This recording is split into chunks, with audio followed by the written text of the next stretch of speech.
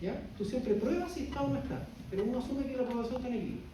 Y te dice que las frecuencias de P es 0,1 y de Q es 0,9. La población está en equilibrio y me dicen P es 0,1 y Q es 0,9. Lo primero que yo concluyo es que el alelo Q está en gran cantidad y el alelo P es pequeña. Algo debe estar pasando. Entonces, yo con esto puedo sacar las frecuencias que yo esperaría ver, porque la población me dice que está en equilibrio. ¿Cómo calculo lo esperado? ¿Cómo calculo lo esperado?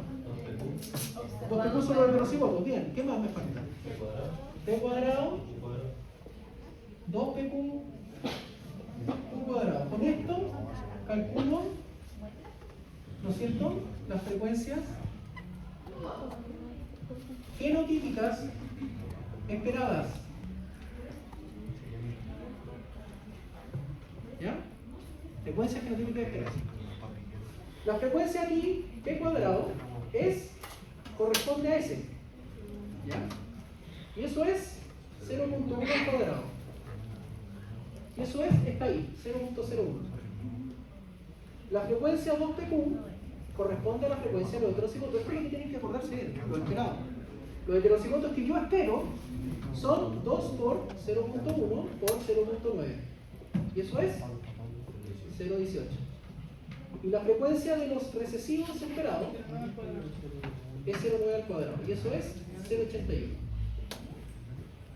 Esto debe sumar 1. O aproximadamente. ¿Hasta ahí estamos bien? Sí. Y nos dan esta tabla. Y nos dicen, ¿sabes qué? Los individuos que tienen esta composición, ¿qué es lo que es un genotipo o un alelo? Genotipo.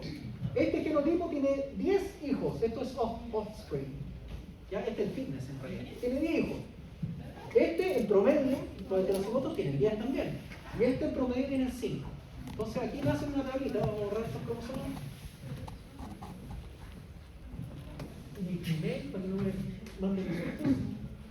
Y tengo esto. Me dicen, estos individuos tienen 10 hijos, estos individuos tienen 10 hijos, y estos individuos tienen 5 hijos. ¿Cuál es el más fit? El 10. Entonces voy a sacar mi W, que es el fitness, con respecto al máximo, que es el 10. Estos dos son iguales de fit. Este es el más bueno. Esto me da 1, y esto me da 0,5. Si ustedes se fijan, este individuo se reproduce menos, tiene menos hijos en promedio. Pero su frecuencia, el alelo, es súper alta. Yo tendría que pensar que si se reproduce menos, ¿qué va a pasar con esa frecuencia del alelo? ¿Va a subir o va a bajar? Va a bajar, eso es lo que yo espero.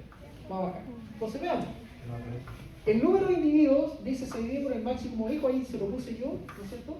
Y acá dice, bueno, vamos a ver la contribución relativa. Eso es lo que hay que calcular. ¿Cuánto contribuye cada genotipo a la próxima generación?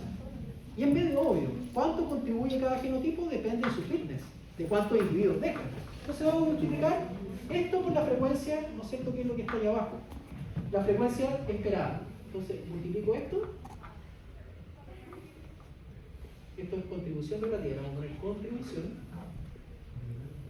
relativa esperada de cada uno de los individuos. Este va a ser 1 por 0,18 y este va a ser 1.080. ¿Sí? Esa es una muy buena pregunta. Lo que pasa es que ahí hay una calibración matemática que se hace porque la frecuencia no te da 1. Entonces tú en el fondo lo que haces, ¿qué pregunta por ahí? Lo que haces tú en el fondo es, bueno, lo vamos a ver aquí está la recalibración.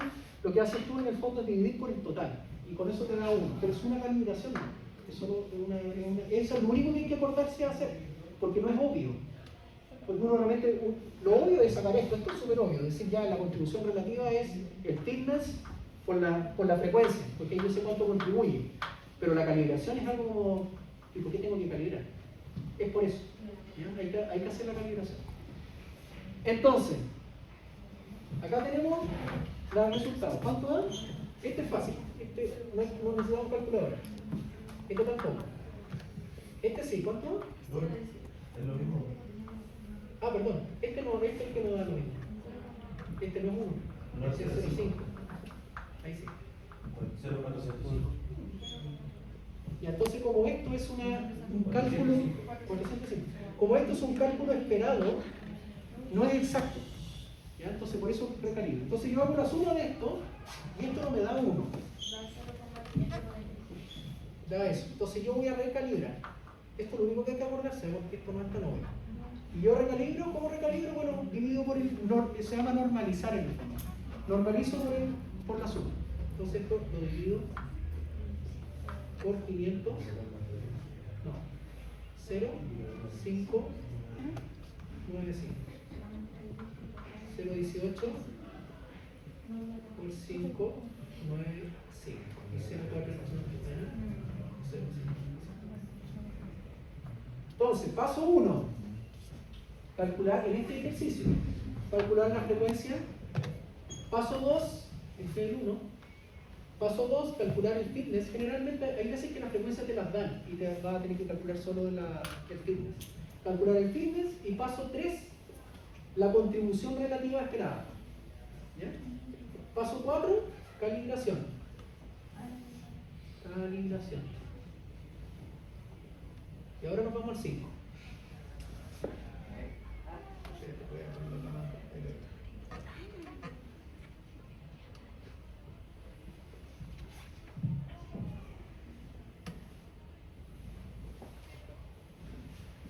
Paso 5.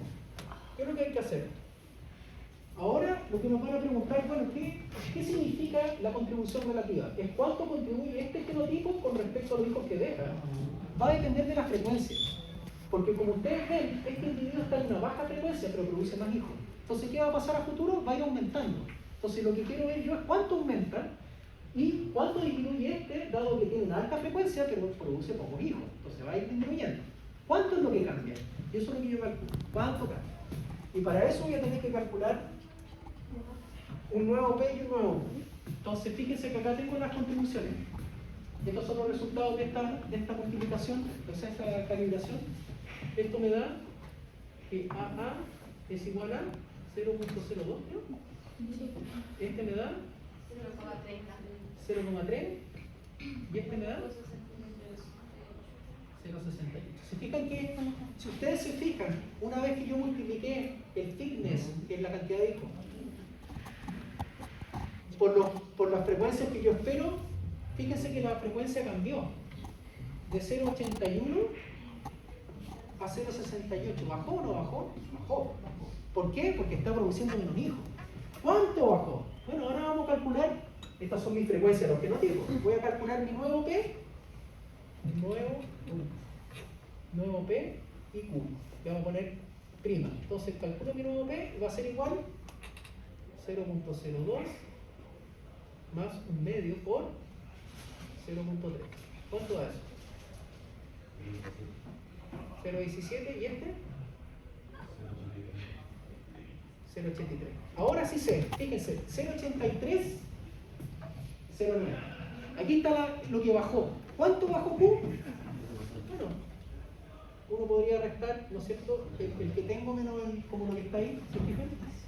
Bueno, en el caso ahí lo calculé con P, pero podríamos calcular el Q. ¿Cuánto disminuye el Q? ¿No es cierto? Y ahí igual que el P se hace exactamente igual. El nuevo Q menos el Q original. Y eso es 0.83 menos 0.09, perdón. Y eso me da negativo. ¿Por qué? Porque yo espero que Q baje. Y espero que Q suba. Menos 0,7. Eso quiere decir 0,7. Quiere decir que Q baja en un 7%. Y si hago lo mismo con P, me daba, ¿qué es lo que está allá? Da lo mismo, ¿cierto? ¿Tiene que dar lo mismo baja en los dos frecuencias? Claro, uno sube y el otro baja. Si yo subo P en 7%, Q baja en 7%. ¿Se entiende, no? Ese es el ejercicio. Ahora, el otro ejemplo que hice en el video es con los E igual, pero la diferencia está que no se hizo con hijos, se hizo con sobrevivencia.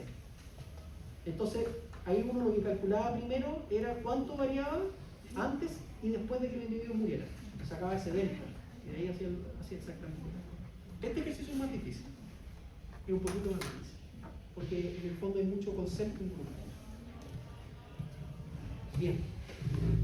No sé si me